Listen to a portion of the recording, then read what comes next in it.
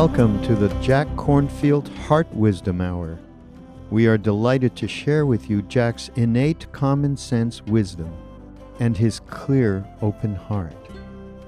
If you are interested in supporting Jack's podcast, go to BeHereNowNetwork.com/Jack.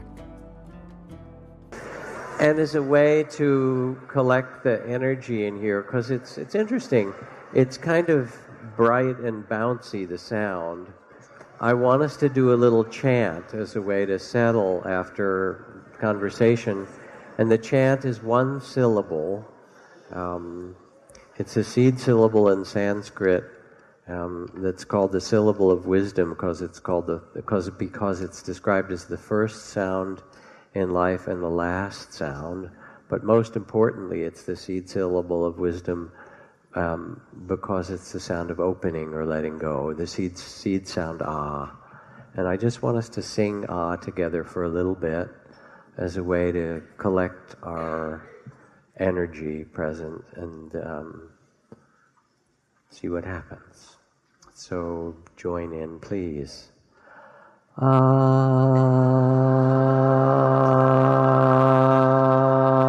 keep it going, ah, and let go as you do, ah,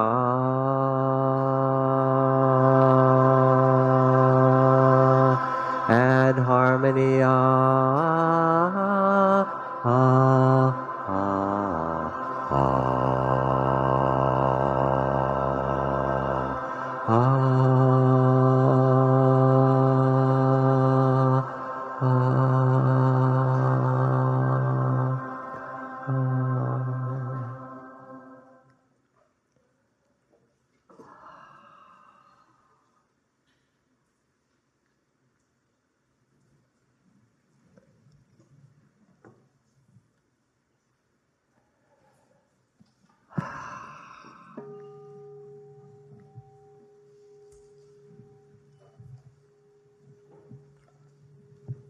That was nice.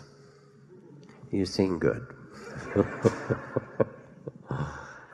And I don't know what I like better, the harmony when people start to sing the chord, or the silence afterward. That's also quite beautiful. So how is the sound? Can you hear me in the back, or do I need to talk louder? It's okay. Great. It's sort of like trying to figure out how to work this thing. So appreciate your help. And I'm glad you got to say hello to somebody also. That feels important. There's something for me tonight coming back to teach on just the second Monday night I've done a couple of other teachings in here since this opened. But it feels very special to be here. And so grateful that you've come as well. And I'm also just in this beautiful time of my life because, as I said, I've recently gotten married to Trudy Goodman, who is a colleague, friend. I've known her for 43 years. She's someone I also teach with. I knew her when she was a feminist, and she called herself Trudy Goodwoman for a while. Then I said, Good woman, isn't that limiting? Why not Trudy Good Being? She did that for a year too, but anyway. We've already had 4 weddings. We've got a couple more to go. We started with a little private ceremony with Ram Dass in Hawaii, and he married us in his garden, and it was just a couple of people, Ram Dass and a couple of people, and it was such a beautiful blessing. And then we had others for her family and my family, people in our community and on the East Coast and whatever. And the nice thing about it is that we're really happy, and everybody's happy who sees us, and then they kind of shower us with their joy and happiness, and we get happier, and it's kind of like some virtuous cycle of deliciousness. So that's been going on all summer. And it's not, of course, the only thing going on in the world, as we know. This morning, I helped with the cremation of a very close friend, Gail Seneca, who was a big part of this community and who died last Monday, unexpectedly at age 62. and did a lot of prayers and blessings and wrapped her in prayer flags and did all these things, and then she was cremated and burned and turned into ash. And I walked out, and death is so mysterious. Here's this person, including you, by the way, in case you think it only happens to other people, right? Here's this person that you know and love, and they're in that form, and then they're just not there anymore. It's so clear that she's not that body, the corpse. And I came out, and there was those beautiful wispy clouds today, and then I looked at there was this incredible bush with these purple flowers, and it was like the earth was saying, here we are in this mystery, and you can't really name it or hold on to it, but appreciate every moment of it. And I met Michael Murphy, who's an old friend, the founder of Esalen. He's in his mid-80s. I met him in the summer. It was earlier, some time ago. And I said, are you down at Esalen these days much? No. I said, so what are you doing these days? He said, well, Warriors, games, and funerals was his answer. When you're 85, that's kind of what the territory of it. And then my daughter, who's 31, is about to go. She got married a couple of years ago to a wonderful guy. Went this weekend to a wedding. It was the 15th wedding she's been to in 3 years, because her whole cohort of people in their late 20s and early 30s are getting married, and now they're all starting to have babies. And it's just like watching the seasons turn as we start to move toward fall, and it's the cycle of our humanity. And here we are. And there's an old Chinese poet who wrote, I wish I'd brought it with me, but some line he said, when I was young, I used to talk about the sorrows of the world to pretend that I had some profound nature and something important to say. And now I'm old and I've passed through all those difficulties, and I just smile when I see a flower and love the people walking by, something like that. Very, very simple. So we come together in a temple like this, or in a meditation class, really. There's a kind of question for us about human possibility. What do we do with this human life that's given to us? Because not only is there birth and death that I'm just talking about, but there's also politics. We won't go any further, but it's there, right? And there's hunger and injustice and warfare, and there's also incredible creativity and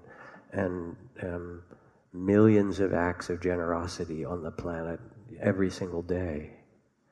And how do we guide our life as human beings in this human incarnation? If we don't understand, it's easy to get lost. And there are certain questions that can't be answered by Google, How do we navigate? Because without some sense of wisdom, some sense of understanding of this human predicament, this human life, we can move through life like a boat without a rudder, get thrown around by the blessings and the curses and the problems and the things. And it's very easy to get reactive in family. That's why they call it nuclear family. In politics, in all kinds of ways. We all know this. And we get lost in that, and yet who we are, and part of the reason I started with that particular guided meditation, who we are, and there I'm sitting this morning with Gail's body. You are not this physical body. You inhabit it. You were born into it. You got issued a body, basically. Okay, try this incarnation, see how you like it, what there is to learn. But you are the spirit that came into that body and will leave that body. You are consciousness itself. And when you're caught and identified and reactive to the various things that happen, when you're in the smaller sense of self, it's called in Buddhist teachings, the small sense of self, you know what that means intuitively, don't you? You know, when you feel, it's also called the body of fear, when you're frightened and worried and contracted and reactive. You get caught a lot in things, and basically you suffer, and you also can create suffering for people around you. But there's also a way, when we talk about a boat with a rudder, there's also a way to navigate the joys and sorrows of life more wisely. In the Buddhist teachings, one of the kind of summary descriptions of the teachings in Sanskrit or Pali is Sila, Samadhi, Panna, which means virtue, steadiness, and wisdom. And these are seen as the practices, understandings, ways to move through human life. And let me describe them a little, because they also speak to this shift of identity. I'll see if I can weave these together a little bit in some way. So virtue is the first practice that allows us to move through the 10,000 joys and the 10,000 sorrows, creating well-being and happiness for ourselves and others. And it's not about morality or the 10 commandments and you were supposed to, thou shalt, whatever. Generally, when people say thou shalt, there's some little voice that says, you're not going to tell me what to do. You know, so I don't think it works that way. It's much more about what brings us happiness and who we think we are. And in the simplest way, it's really very practical. It's hard to sit and meditate after a day of killing and stealing and lying. It doesn't work very well. You can't quiet your mind. You don't sleep well. First of all, it doesn't affect your body and mind in a good way to cause harm to yourself and cause harm to others. But more than that, when you live with integrity, when you speak what's true, when you act in ways that don't cause harm to yourself or other people, it changes your sense of yourself. Because when you have that as a rudder, as a center, all right, I undertake the training or the practice to not cause harm through my speech or my actions and so forth to myself or others. Then when difficult things come and you remember that, instead of reacting, I'm angry or I need this or I'm addicted or I want this and so forth, it's as if who you are is bigger than those forces. And your identity shifts from being caught in those things to being what we did in the meditation tonight, to being more the loving awareness saying, okay, I could get angry about this, or I could be upset, or I could hurt somebody because I feel so hurt, or I could, I need this fix or whatever it is. But there's a recognition, this is not healthy for me or another. This would cause harm to me or another. And so you shift your sense of yourself from being the one who's reactive to being the witnessing of it, to becoming the loving awareness and says, I don't think so. I don't think this is the way to live. And when you sit and meditate, it's not to have some particular state, but it's to quiet yourself enough that your conscience and your wisdom and your understanding can show itself to you. And you know how great it is to talk to somebody who has integrity, who speaks the truth. How beautiful it is to be with somebody who has that kind of integrity. And then, of course, it gets more wonderful. Let me see.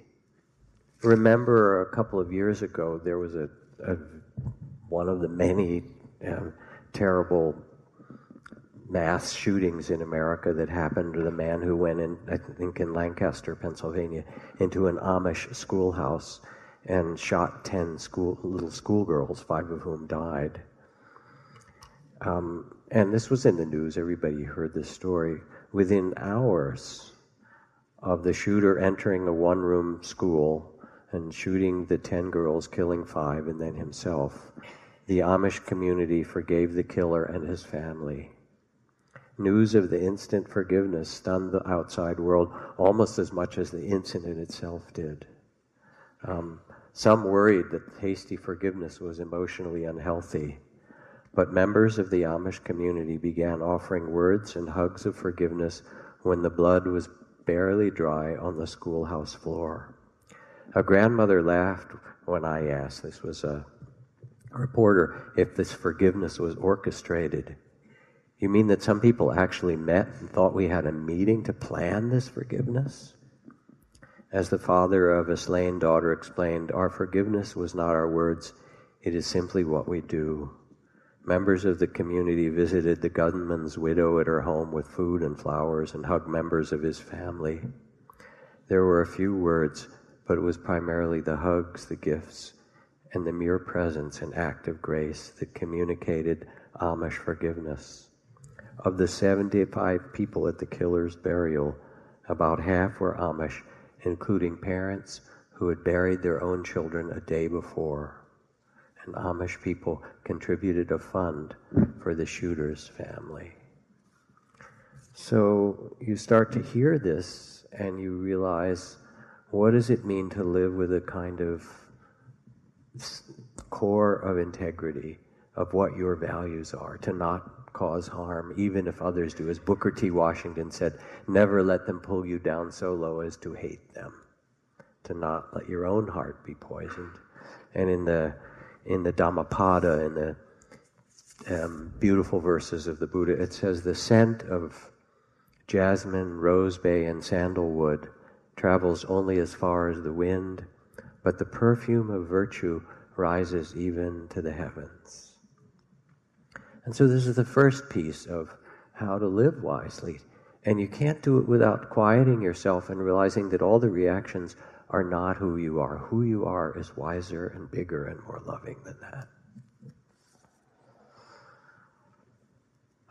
Then the second, Sila, Samadhi, really means quieting the mind so that you can listen, so that you can see clearly, so that you can understand. And you quiet yourself not so much through effort. I'm going to quiet myself now. Let's see, how many minutes do I have to do this, right? We used to do that actually in the monastery. I mean, there was, how it is with young guys, competitive meditation and stuff like that, right? I can sit longer than you and not move, and you get very concentrated and stuff like that, but, then it passes. It's not about that. It's something much more both tender and deep, and that is a willingness to step outside of our social identity and our busyness identity, which we all have, texting and our screens and all the things that we tend to, which is all fine, to walk in the mountains, to sit quietly, to, fill our bird feeder or walk the dog or, play with the child or just sit quietly, to listen to a piece of music, and mostly just to stop and listen to your own heart, to have a conversation with your heart in some way, and to find your way to quiet your mind. Because when you do, then you can see clearly, then your conscience speaks to you, then your wisdom body, that loving awareness, is accessible to you. And without it, the mind gets stirred up and it's sort of like, mud or something like that. You can't see clearly, and when you stop, the mud settles a little bit and then you can see. So here's a poem from Jane Hirschfield, wonderful poet, friend in Mill Valley, about tenderness and inspiration and how to quiet yourself. Think of those Chinese monks' tales, years of struggling in the zendo, and then a clink while sweeping up of stone on stone, and poof, enlightenment. Emily Dickinson's wisdom, truth in circuit lies. Or C. Grant's, quote, Common Birds and How to Know Them, New York Scribner's, 1901, okay? The approach must be by detour, advantage taken of rock, tree, mound, and brush. But if without success this way, use artifice. Throw off all stealth's appearance, watchfulness. Look guileless, a loiterer, purposeless. Stroll on, not too directly gazing at the bird, avoiding any gaze too steadfast. Or failing still in this, give voice to sundry whistles, chirp. Your quarry may stay on to answer you. And it's lovely from the birding book to say you don't go grasp the bird. You wander about and you kind of sidelong glance. Oh, there's a little bird over there, but you don't really let them know that you're looking. More briefly, try, but stymied, give it up. Do something else. Leave the untrappable thought, go walking. Ideas buzz the air like flies. Return to sit. A fox trots by with a cream-dipped tail and red fire legs doused watery brown. Enlightenment, wrote one master, is an accident, though certain efforts make you accident-prone. So there's something about us as human beings, especially in the modern time, that need to find ways to still ourselves, to quiet ourselves, for the sake of our children, for the sake of the earth that needs to be listened to, for the sake of one another and all the differences that make us up, because no amount of outer technology, nanotechnology, space technology, biotechnology, computers, this whole vast, amazing development we have is going to stop continuing warfare, continuing racism, continuing destruction of the environment, continuing tribalism. Those arise out of the human heart. And the outer developments that are so remarkable now have to be matched by the inner human development. And to do that means that we have to learn to listen, to hear our interdependence, to feel our connection with life, to see with clarity, to listen to conscience, as I said. Because there's a lot of other, I think the technical Sanskrit word is BS that's out there. You know what I'm saying? And so that too becomes important to us. To live a life that's wise requires, and non-harming, virtue. It requires a way of quieting ourselves. And when we do, what happens is that we get bigger, like we did in that meditation, at least for those of you that it was the right practice tonight. There's lots of other practices, so if it wasn't, do something else. But you step out of the small sense of self, the body of fear, all these thoughts and worries, and you realize there is a kind of vastness that as the mind quiets, allows you to see not just caught up in your own personal stuff, but something bigger. The turning of the seasons, the love that's big enough to hold it all. And then, of course, it gets more difficult, because you go to wisdom, and wisdom is really the question of mystery. Things are impermanent. Standing there in Mill Valley by the crematorium oven with this body, in the Buddha's words, it seems that although we thought ourselves permanent, we are not. Although we thought ourselves settled, we are not. Although we thought we would last forever, we will not.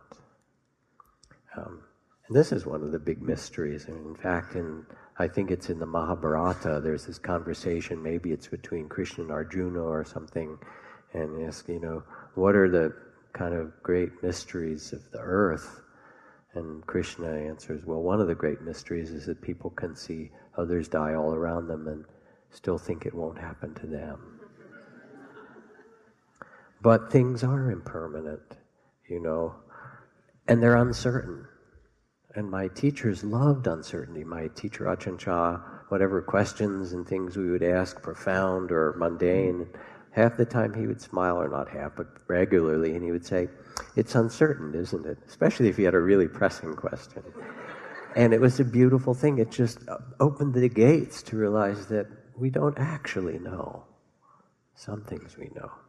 So I have this guest card. It's plastic that I got at a hotel in a developing country I won't name. There are many of them. And it says, "Dear guests, it is our pleasure to provide you with a stamped postcard for sending out to your loved ones around the world. Please leave the postcard at the desk or to receptionist. After filling up the address and your greetings, we will be glad to mail for you. Note, due to a poor postage system, your postcard may take some time to reach, or even may not always reach your address." Hotel management, right? And that's kind of human life, really, you know. It's just how it is. There's 10,000 joys and 10,000 sorrows, and gain and loss, and pleasure and pain, and birth and death, and sweet and sour, and duality is woven in this way, and this is what we get in human incarnation. So how do we work with this? All right, so here's a little bit more meditative and kind of wisdom strategy. It's said, being rather practical, that there are different strategies for releasing ourselves when we're caught in the small self and the body of fear. And the metaphor that's used is of a poison tree. It says there's a tree whose berries are poison. So the first strategy is to cut the tree down so nobody gets poisoned and you don't eat the berries, and just get rid of it. That's one level. Then the next level of the strategy is to say, but trees are beautiful. We need them to exchange carbon dioxide and oxygen, and trees have all kinds of uses, and let's not cut it down. Let's just put a little fence around it with a sign that says, "Don't eat the berries. They're poison for human beings." And that way we're not even harming the tree and no one else is harmed. More gracious. And then there's the person that wanders along and says, I've been looking for a tree like this. These are the berries that if you take them and grind them up and add a little sulfur and whatever the right ingredients are, they become the medicine that cures some of the most difficult diseases of the world. This poison becomes something of value. So that's the metaphor that's used. So how does mindfulness and shift of identity work in that?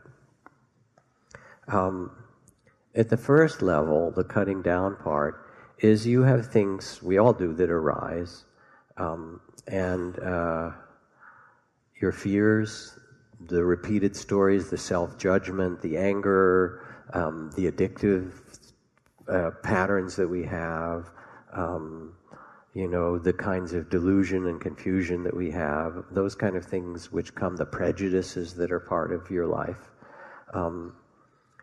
And of course the first step is just to see them. Just like seeing the tree, you need to actually recognize, these things may not have my best interest in mind, these thoughts. They're actually not on my side. As a matter of fact, they're old habits. You know who put them in there or where you got them. But they arise and they're painful. They cause you suffering, they cause others. So first, like the Buddha under the tree of enlightenment, when all the difficulties would arise, they were personified as Mara. Excuse me for mixing my metaphors with the trees a little tonight, but anyway, Mara would come as Mara was sort of the Indian archetype of all the difficult energies of life, and the Buddha would say, is that you again, Mara? Mara in the form of fear, Mara in the form of anger, Mara in the form of greed, or, grasping, Mara in the form of self-judgment. I see you, Mara. And sometimes all that's needed is to say, I see you, and who you are becomes the loving awareness, and you're not so caught in that. Does that make sense to you? That's partly why we meditate, to free ourselves. But then sometimes, at this level, you may actually need to cut the damn tree down. And I'm remembering this story of this account. I was teaching back in some decades ago at Esalen, and one of my teachers and friends, Zen Master Seungsan Sansanim, a Korean Zen master, but a big center in Providence and centers all around the country, came, and among his students was this couple that I was close to. I was spending a lot of time teaching at Esalen with Stan Groff and other friends. They both became close students of his, and then they went through a really messy breakup and divorce. And the man was just brokenhearted because this woman left him for some other young guy and whatever. And the Zen master was very tender and compassionate and consoling of him. During that breakup, they were all there together. And then the Zen master went away and traveled back to Korea and around the world, and didn't come back for like 9 or 10 months or something, almost a year. And he returned back. And we all came to greet him. I was back there again, including this fellow whose wife had left him and so forth. And the master looked at him and said, "How are you?" And you could see his face was morose and he was still in the middle of grieving and so forth. And he said, "Oh, I brought you a present." And he reached in his bag and pulled out this beautiful mala with beads of Kuan Yin on it. He said, "Here, give me your hands." And he put it in his hands, and then he hauled off, and he smacked him across the face and shouted really loud, "Let her go!" And we were all like, our jaws dropped open. But, and I'm not saying this is like good therapy or anything like that, but you know what? It worked. There was it was like, okay already, enough self-pity and enough whatever, and enough you agree, it's fine. Right? It's time to just put it down, you know.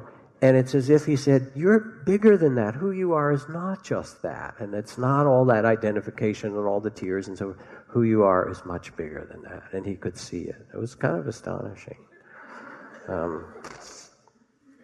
So that's the first level, where you recognize what's there, and in recognizing it, you kind of let it go. Or at times, like you're in 12-step work, you just say, I'm not going to drink anymore. You just don't do it. Then the next level, where you put the fence around the tree, is the level of compassion, in which you see that everything deserves compassion, every single thing, you know, so that visiting Ram Dass in June, and Ram Dass is a very dear friend and so forth, he has this giant altar in his living room. He lives in this house in Maui in his wheelchair, where he's been for 17 years in a wheelchair since his big stroke, but he still can talk with some aphasia, but he can speak pretty well, and he's just very, very loving.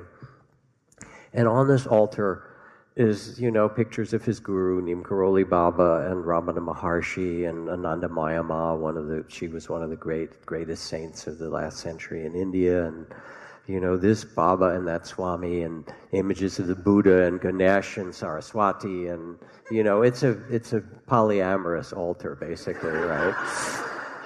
But also on this altar with all these pictures, there's Meher Baba, all these great pictures, is a picture of John Boehner, one of Dick Cheney, you know. And Ram Dass says, if you're going to practice love, you know, you got to stretch a little bit, right?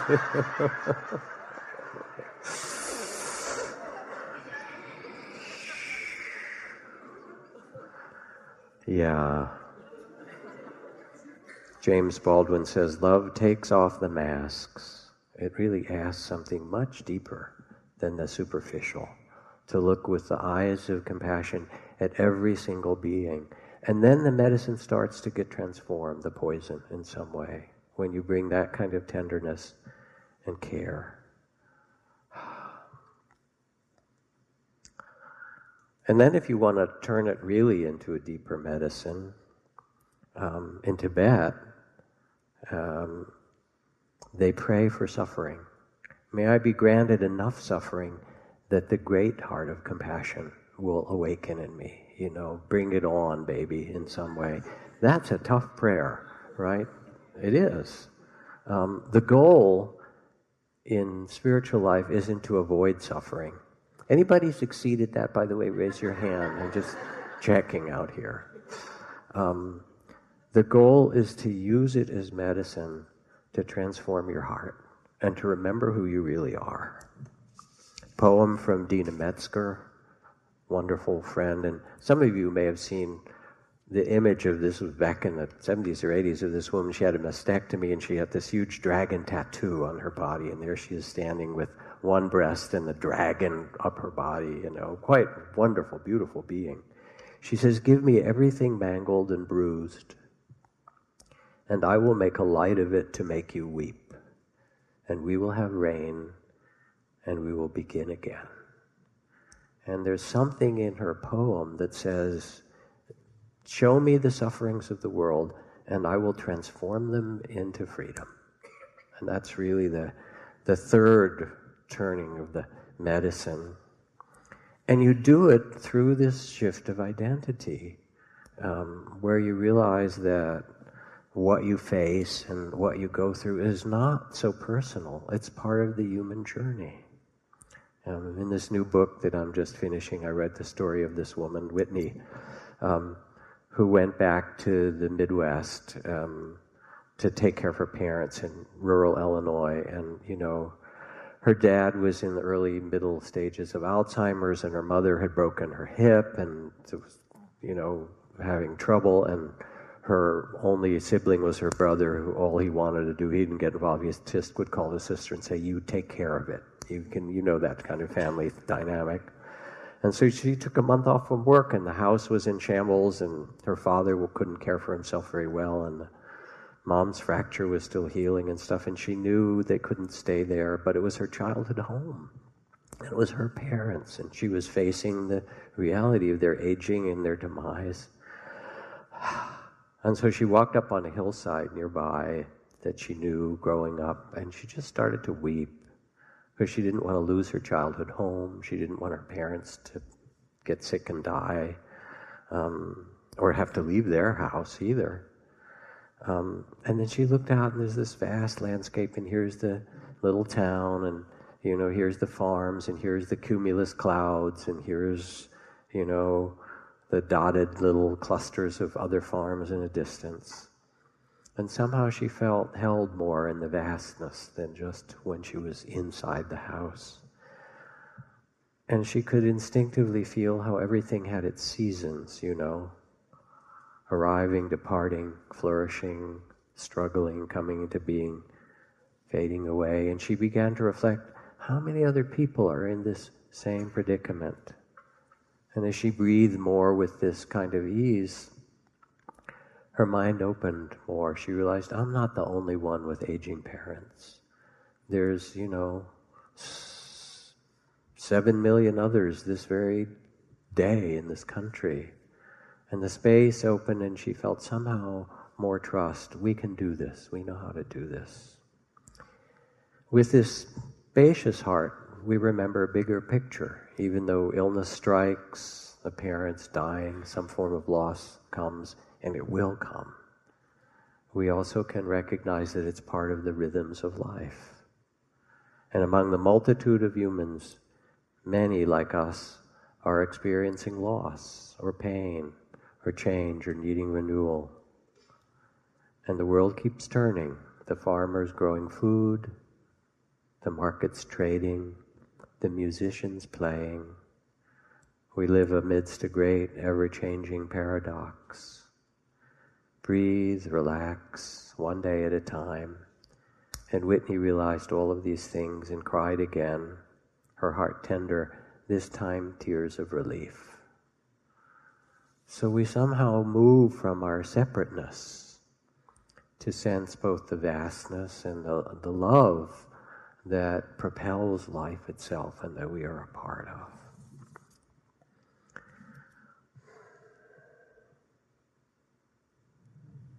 I tell this story, and I'll make it very brief because I've got other miles to go here tonight, of my friend Salam, who was in a prison in the Middle East. He'd been a journalist and was imprisoned and tortured and things like that. And he almost died from his torture at one point. He said, I did die, actually. I met him because he was doing hospice work. And I said, what are you doing here in the Bay Area doing hospice work? He said, well, I like to sit with people and let them know that it's perfectly safe. And I thought, well, that's interesting. Tell me. And he said, I was, in this prison on and off for a long time and beaten, tortured, and then one day even my medical things say that I died. This guard, I'd done something that pissed him off, and he was kicking and beating me and blood coming out. And he said, and I floated out of my body, as people do in accidents, and even in meditation it's possible you can train yourself, as I have, to out of the body experiences. You're not just the body. And he said, and I was floating on the ceiling watching the boot kick the body and all this, but it was very peaceful. He said, and then something really interesting happened. And I sat up, I said, oh, He said, yeah, then it was as if a bubble popped. And I was no longer located as a self, witnessing, observing this, but that sense of self burst open and I became everything. And I was the green paint flecking on the prison wall, and I was the goat you could hear outside on the hillside, and I was the boot kicking the body, and I was that body lying there, and I was, he said, and this immense joy came to me because I knew that who I was everything. I was life, and I could never die. And when I came back in a broken body in the bottom of the cell, he said, I healed, and I got out, and I couldn't fight for one side or another anymore, and he was of one particular group, and he said, I married a woman from the opposite side, and that's the closest thing I could come to saying this is what I understood. You are loving awareness itself, and it's born into you, spirit, consciousness, this mystery. And what's scientific about that? The brain makes consciousness. Well, that's a sort of small story.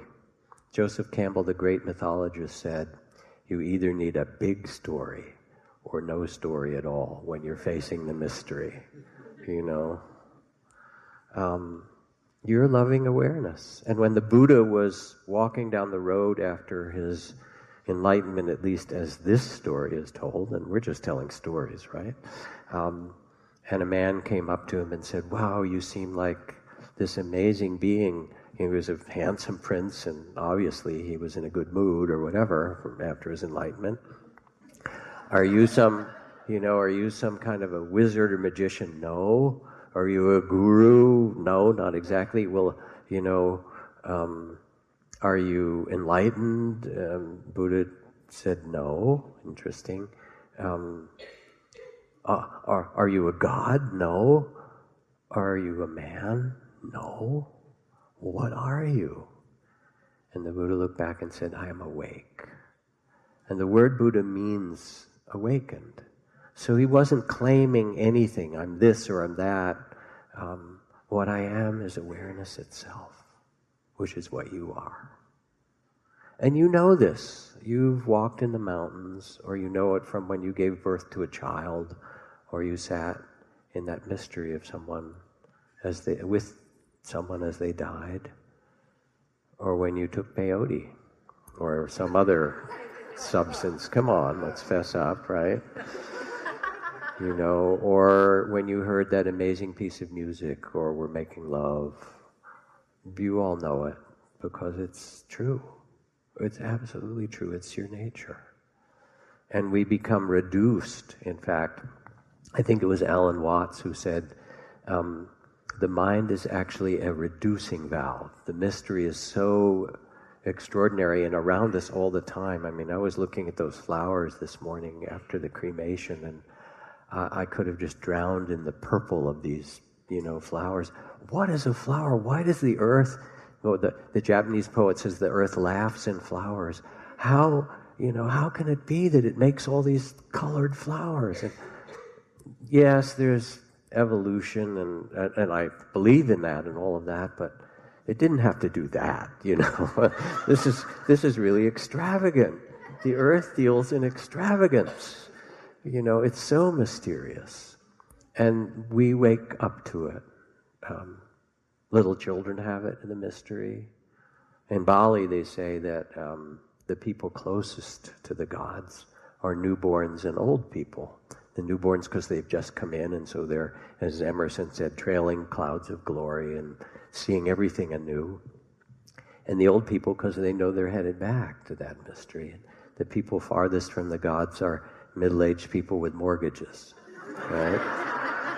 Basically, you know.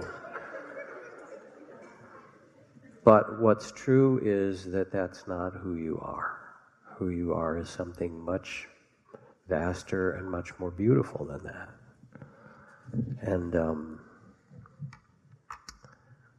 so a couple of poems about death.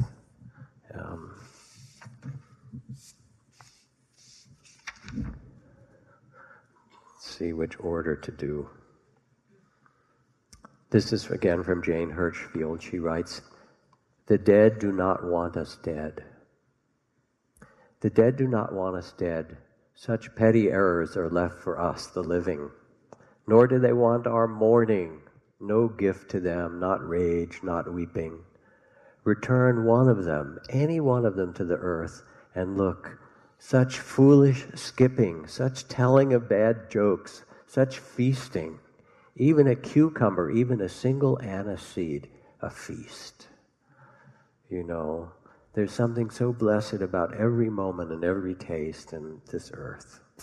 And this from Diane de Prima, old friend and Buddhist poet, for Zen Master Suzuki Roshi of San Francisco Zen Center, for Suzuki Roshi. "After you died, I dreamed you were at my apartment and we ate soba together, you giggling and I slurped a lot. And you said, 'Don't tell them I'm not dead,' and pointed down the street toward the Zen Center. 'I don't want them to bother me.' We laughed and drank the broth, and I kept that promise. I think they still don't know."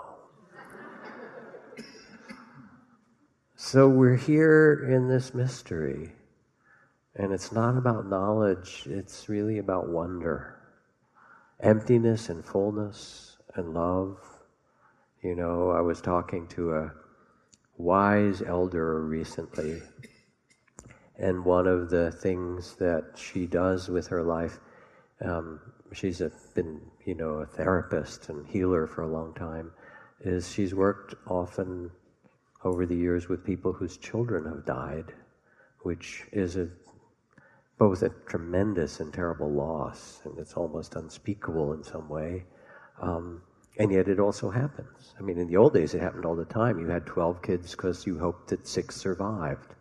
And I used to, well, we sort of adopted some families from Laos, my family, because I can speak Lao and Thai and some of those languages in the canal. And the first family that we adopted for a lot of years had 4 kids, and these were the 4 that were left of their 8 children. So, it was, you know, that's how it used to be, but now it's, we can hardly imagine it. But this woman works with them, and she said one of the most important things that we do when we get to it in the work is have them talk to their child. And she said it's astonishing the kind of intelligence and understanding that they hear from the spirit of that child to guide them. You know, "Mommy, Daddy, I don't want you to live your life just weeping. I want you to I want you to, you know, this or that." But very specific things. And I'm not saying you need to believe this, but I'm saying it because we're in a mystery and nobody can really tell you. But there is, over thousands of years and millions of people and vast different cultures, there is an understanding that who we are is not limited to this body. And something in you knows that it's true as well. So in the earliest teachings of the Buddha, he says, "I am awake. This is what I am. I am awareness itself. I am compassionate, loving awareness." And then he says, "You too. O nobly born, you who are the sons and daughters of the awakened ones, remember that this is your birthright." And when you remember it, it turns out that that awareness that is who you are is commensurate with, it's maybe not the right language, is composed of love. That they're really not different, because it's the same thing. It's what consciousness is itself. I remember being in a long retreat where I was doing all these Samadhi practices and jhanas and all kinds of, dissolving into love and light and my body disappearing, stuff like that. And then I was sitting, and I went outside. It was a kind of clear night, and I could experience starlight, almost like it was touching my body. And then I realized those photons from the stars, right, like a little scientific thing, they were an expression of love, and that the stars were actually making love with one another by sending out their light to the other stars. Now, I mean, that's just a poem for you, but it was what do they call them? Mystical experiences or something like that. It was very cool. Test it in yourself. When your identity shifts from the small sense of self, me, my body, my things, my worries, my fears, my hopes, my grasping, and you sense the vastness, the turning of the seasons, the rhythm of birth and death, of joy and sorrow, of gain and loss, when you sense this and breathe into it and rest in that vastness as we started, whether it's also true that the heart becomes lighter and as expansive as the mind. That in Sanskrit, mind and heart are the same word, citta. That they both open at the same time. And the story of a young monk who'd struggled and struggled to get enlightened, is an old Zen story I've been told for a decade or two, and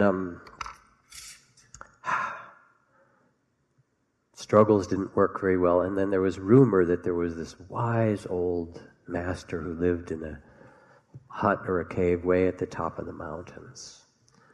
So he says, enough of this hard training in the Zen monastery. I'm going to go find that old hermit who's supposed to be the real deal up there, like the guru in the cave, and maybe he will help me. And so he starts trudging up the mountains, walking in these very high mountains, and he gets up and up and up and up, and then he sees an old man coming down carrying a big bundle. And he stops the old man and he says, do you know anything about this old man that lives in the cave? And the old man's face lights up and he realizes, well, it could be him. And the old man says, why do you ask? And he says, well, I've been struggling for 10 years, meditating, trying to get enlightened. And I've come to find an answer. Do you know anything about this enlightenment, old man? And the old man looks him in the eyes and then just drops the bundle that he's carrying.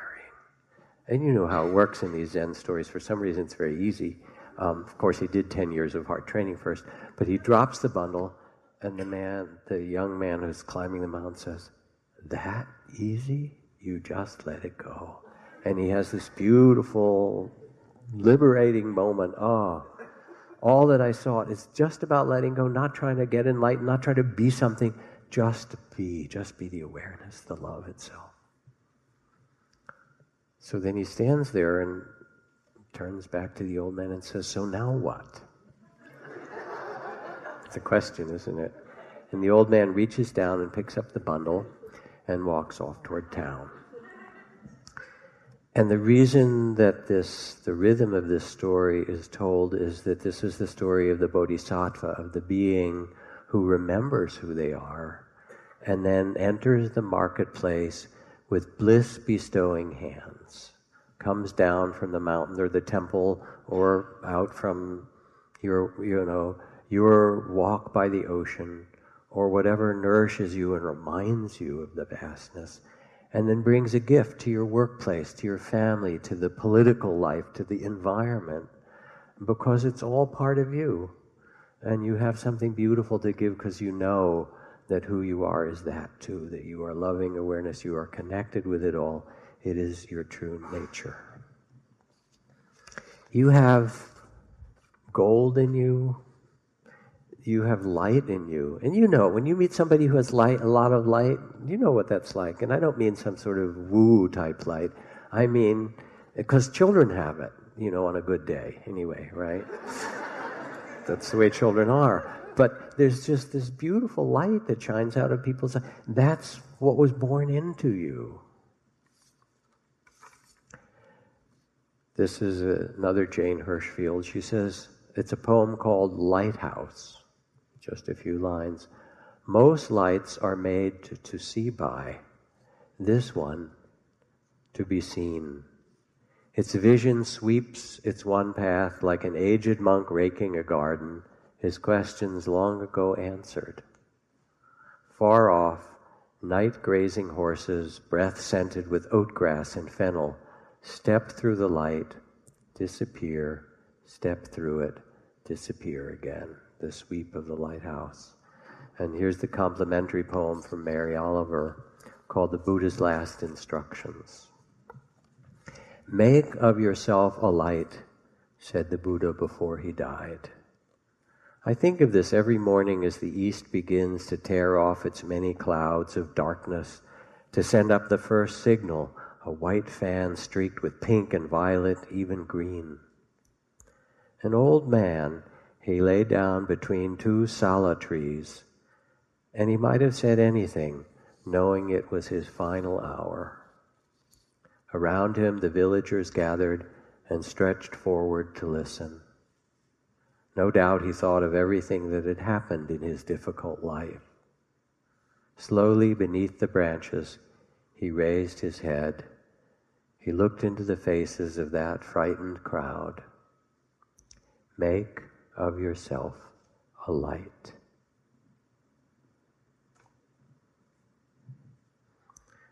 So the old man walks with his bundle back in town, with bliss-bestowing hands. He brings a tenderness and a compassion for everybody who's forgotten who they really are. He teaches vastness. He rests in openness. You know, Thich Nhat Hanh says it, when the crowded Vietnamese refugee boats met with storms or pirates, if everyone panicked, all was lost. But if even one person on the boat remained centered and calm, it was enough. It showed the way for everyone to survive. And so when you remember who you are, even in the midst of what life brings you, which it does, joy and sorrow, you bring love and wisdom and something that's undying, that can't be taken from you. So a last little story. This is a story from a woman bringing her husband to the Mayo Clinic for evaluation. He had ALS, or Lou Gehrig's disease, and his body was beginning to shut down. Usually you just have a couple years. And we entered the lobby of the Mayo Clinic, the main lobby, and there was a pianist playing. And we realized it was the first song we had ever danced to, a song we had danced to again at our wedding. And my husband, Randall, put down his briefcase filled with all the doctor's reports and test results, and grabbed my waist and took me in his arms and danced me across the floor all around that lobby. And when it was over and folks were applauding, we became aware of how many people had gathered around were in wheelchairs and with walkers. And we suddenly realized in that spontaneous moment of celebration, we had been dancing on behalf of the life and love that lived in each person gathered together in that room. I looked around that room lined with those waiting in wheelchairs. We found ourselves thinking of the pool of Bethesda. We imagined Jesus asking us, "Do you want to be healed?" And we thought we heard him say, "Then pick up your feet and dance."